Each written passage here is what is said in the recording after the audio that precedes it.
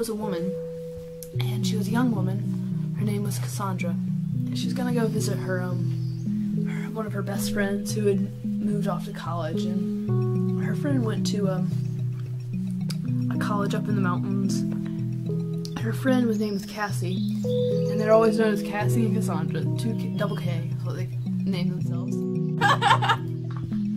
No, their name was double K. Alright, I'm starting over. No, this is perfect. This is such a good theme. I like this. No, I'm starting over. No. Please, no, please go on. Holly, just keep going. It's good. Cassie usually went by her middle name, which was a J, so they went by JK. So when Cassandra heard about an accident that happened up in the mountains, she got kind of worried about Mona, so she called her. So Mona answered, and she was like, "Oh, I'm fine. You know, it was just a girl who went missing last 2 weeks ago or something like that. Cassie, come on up here, you know, like, just drive up here. It's only 2 or 3 hours. You can go rock climbing and do this really cool course, and like, it's not really that hard, so you'll probably be fine on it." And they had a good conversation, and she drove up there. I have to eat a carrot to calm myself down.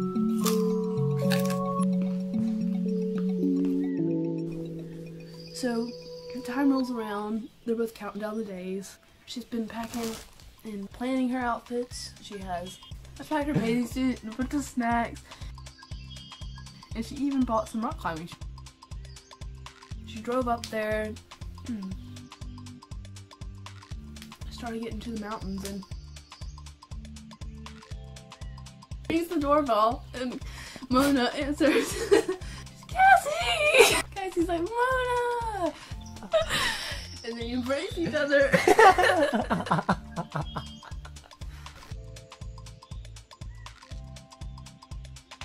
They pack up all their stuff and they head up into the mountains. And they get up to the first big mountain, and it's got this huge peak. So, why are they called the Cursed Climbers Mountains? Months ago, a college girl went missing on these mountains. She's presumed dead, although, I don't know, they never found the body. "Oh," said Cassie. But don't worry, it's an easy climb. I'll keep my eyes on you.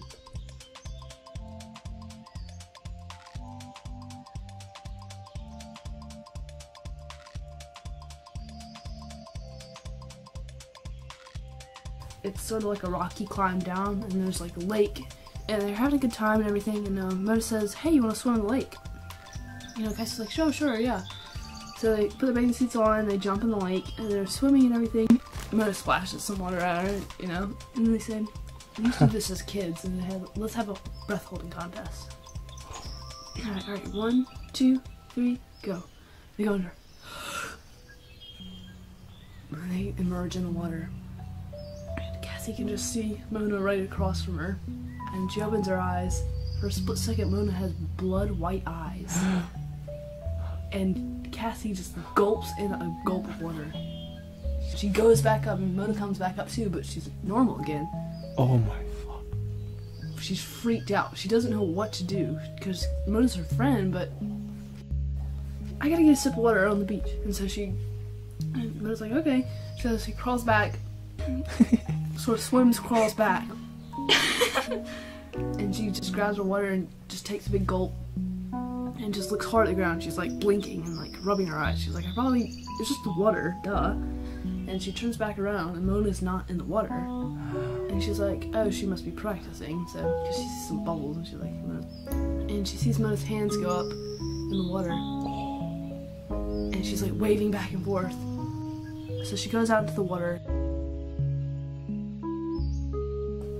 And Mona comes gasping up her air, and she's like, ha, I got you.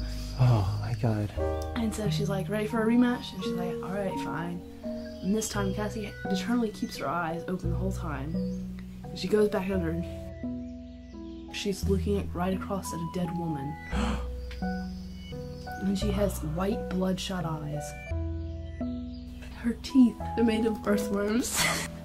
And her hair is made out of fingers, climbers' fingers, have gloves and wrapping on them. She has a rock climbing rope wrapped around her neck like a noose. And Cassie screams a blood-curdling scream. And all of a sudden, the woman latches onto her throat and brings her down to the depths. Oh my She's god. Just